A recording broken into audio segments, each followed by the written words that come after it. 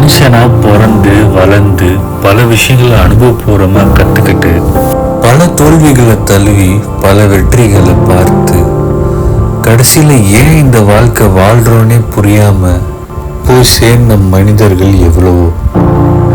வாழ்க்கையோட உண்மையான அர்த்தம் என்னன்னு புரியாம அவங்கவுங்களுக்கு ஏற்ற மாதிரி ஒரு அர்த்தத்தை உருவாக்கிக்கிட்டு அதான் உண்மையான வாழ்க்கையோட அர்த்தம்னு அவங்களே அதை நம்பி வாழ்ந்துகிட்டு இருக்க மக்களுக்கு மத்தியில கடவுள் நம்பிக்கை இருக்கிற சில பேர், கடவுள் நம்பிக்கை இல்லாத சில பேர், கடவுள் பேரை வியாபாரமாக்குற சில பேர், இது எதுலையுமே அடங்காதனா வாழ்க்கையோட அர்த்தத்தை தேடி தேடி துவண்டு போய் அமைதியா இருக்கும்போது என் வாழ்க்கையில ஒரு அதிசயம் நடந்தது. எரிக்கல் கூட்டத்துல இருந்து திசை மாறி வந்த எரிக்கல் போல அது இல்லை. அதோட இலக்கு பூமியா தான் இருந்தது. பல ஒளியாண்டு கடந்து அவர் ஏன் என்னை பார்க்க வந்தாருன்னு எனக்கு புரியல. அவர் தான்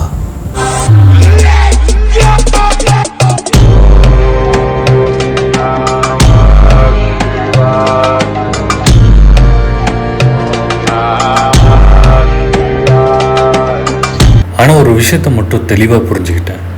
விண்வெளியிலேருந்து வரத்துக்கு விண்கலன் மட்டுமே பயன்படுறதில்லைன்னு. சிவன் ஏன் இங்கே வந்தாருன்ற நோக்கம் அவருக்கு மட்டும்தான் தெரியும். எண்ணில் அடங்காத சக்திகளை உள்வாங்கின மாபெரும் சக்திக்கு இந்த சாதாரண மனுஷங்கிட்ட என்ன சொல்ல போறாருன்னு எனக்கு அப்போ புரியவே இல்லை. ஒரு வழிபோக்கனா காட்டுக்குள்ளே சுற்றிட்டு இருந்த எனக்கு மாபெரும் அதிர்ச்சி காத்துட்டு இருந்தது. கடவுளை என் கண்ணால் நான் பார்த்ததே இல்லை. ஆனால் என்னால் இதை நம்பாமல் இருக்கவும் முடியல. என் உள்ளுணர்வு இவர் தான் அந்த பரம்பொருள்ன்றதை உணர்த்திக்கிட்டே இருந்துச்சு. அதிர்ச்சியில் எனக்கு பேச்சே வரல. என் கண்ணு கலங்குது.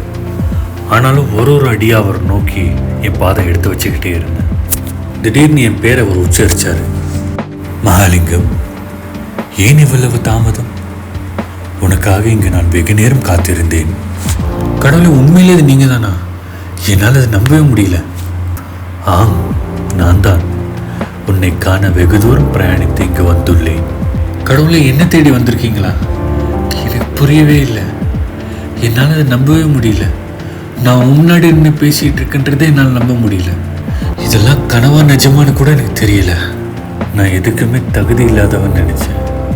என் வாழ்க்கையே அர்த்தம் இல்லாததுன்னு நினச்சேன். இந்த சாதாரண மனுஷனை பார்க்க எப்படி கடவுளே? எப்போதும் நீதானே என்னை தேடி வருவாய். ஒரு மாற்றத்துக்கு நான் உன்னை தேடி வந்தேன். கடவுளே, என் உயிரே உங்களுக்கு தான் சொன்னோம். என்ன செய்யணும்னு சொல்லுங்க, நான் செய்கிறேன். நான் வேறொரு விண்மீன் மண்டலத்தில் இருக்கும் கிரகத்திற்கு பிரயாணம் செய்து கொண்டிருந்தேன். இவ்வழியாக செல்லும் போது இவ்வுலகிற்கு வருகை தரலாம் என்று நினைத்தேன். ஏனென்றால் செய்து முடிக்க சில பணியும் இங்கே உள்ளது. ஆனால் நான் செல்ல வேண்டியிருந்த கிரகத்திற்கும் சென்றாக வேண்டும். அப்பணியும் காலதாமதமின்றி நடந்தாக வேண்டும். ஆதலால் எனக்காக அப்பணியை நீ செய்து முடித்து விட்டு திரும்ப வேண்டும். செய்வாயா? கண்டிப்பா கடவுளே, நீங்க என்ன சொன்னாலும் அதை நான் செய்கிறேன். நன்றி மகாலிங்கம். சரி, உன்னை தயார் செய்ய வேண்டிய நேரம் வந்துவிட்டது. உன்னை சேர வேண்டிய ஞானமும் சக்தியும் இதோ.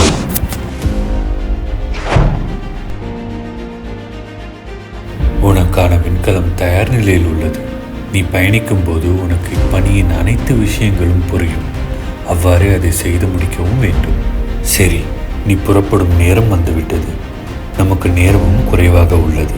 உன் விழிகளில் பல கேள்விகளை என்னால் காண முடிகிறது. அனைத்திற்கும் தகுந்த நேரத்தில் உனக்கு பதில் கிடைக்கும். கவலை வேண்டாம். கடவுளை, நான் முழுமை அடைஞ்சதை நான் உணர்றேன். இது எல்லாமே ரொம்ப அற்புதமாக இருக்கு. ஆனால் என்ன எப்படி கடவுளை தேர்ந்தெடுத்தீங்க? நான் அதுக்கு சரியானவனான்னு கூட எனக்கு தெரியல. இந்த உலகத்தில் எவ்வளோ பேர் உங்களை பார்க்க தவம் இருக்காங்க. ஆனால் எப்படி என்ன? மகாலிங்கம், உலகில் பூக்கும் அனைத்து பூக்களும் என் கருவறை சேர்வதில்லை. கடவுள், இவ்வளோ அழகான விஷயத்த நீங்கள் சொல்லி நான் கேட்பேன்னு என் கனவுல கூட நினச்சி பார்த்ததில்ல கடவுள். ஆனால் எனக்கு ஒரு சின்ன சந்தேகம் கடவுள். எப்படி நீங்கள் பேசுறது என் குரலில் நான் கேட்குற மாதிரி இருக்கு? என்னை தேடி வந்து என்னிடம் நீ பேசும்போது உனக்கு யார் குரலில் பதில் கிடைக்கும்? அட ஆமாம், என் குரலை தான் கேட்கும். பின்பு நேரில் மட்டும் எவ்வாறு மாறும்? கடவுளை, இன்னும் ஒரே ஒரு கேள்வி கடவுளே. எப்படி கடவுளை விண்கல்ல பயணம் செய்கிறீங்க? உனக்கு அதில் பயணம் செய்யும் சூழல் வரும் பொழுது அதற்கான பதிலும் உன்னை வந்து சேரும். ரொம்ப நன்றி கடவுளே. நீங்கள் சொன்ன வேலையை நான் முடிச்சுட்டு நான் திரும்ப வந்து உங்களை சந்திக்கிறேன். சென்று வா மகாலிங்கம்.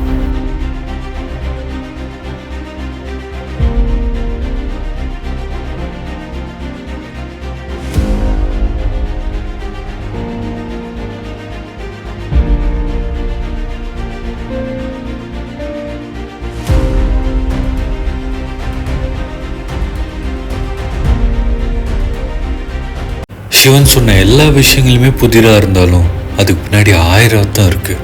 விண்வெளி பயணம் உண்மையிலேயே ரொம்ப பிரம்மாண்டமாக இருந்துச்சு. முடிவே இல்லாத அண்டத்துக்குள்ளே ஊடுருவி பல யுகங்களாக பயணித்தேன் அவர் சொன்ன அந்த ஒரு இலக்கை தேடி. இப்போ என் அறிவுக்கு எட்டாத விஷயங்கள் கூட என்னால் ரொம்ப சுலபமாக புரிஞ்சிக்க முடியுது. அவர் சொன்ன மாதிரி நான் என்ன செய்யணுன்ற தெளிவு எனக்குள்ளே வரதை நான் ரொம்ப தெளிவாக உணர்ந்தேன். அவர் சொன்ன இலக்கு ஒரு கிரகம். அந்த கிரகத்தில் இப்போ தான் உயிர்கள் தோன்றியிருக்கு. அங்கே போனதும் காடுகளை உருவாக்கணும், எல்லா உயிருக்கான சமநிலையை உருவாக்கணும், அந்தந்த உயிரினத்துக்கான அறிவை போதிச்சு அந்த உலகம் இயங்குறதுக்கு அந்த உயிரினத்தோட பங்கேற்பு இவ்வளோ முக்கியன்றதை உணர்த்தணும். முக்கியமாக நம்ம உலகத்தில் நடக்கிற எல்லா தப்பும் இங்கே நடக்காமல் பார்த்துக்கணும். இதுதான் அந்த மிஷன். கடவுள் நீங்கள் சொன்ன வேலையை நான் முடிச்சிட்டேன். இங்கே எல்லாருமே என்னை கடவுளாக பார்க்குறாங்க. நான் ஒன்றுமே பண்ணல, நீங்கள் என்ன சொன்னீங்களோ அதான் நான் செஞ்சேன். கவலை வேண்டாம், உன் பணியை தொடங்கு. உன் அடுத்த இலக்கு உன்னை தேடி வரும்.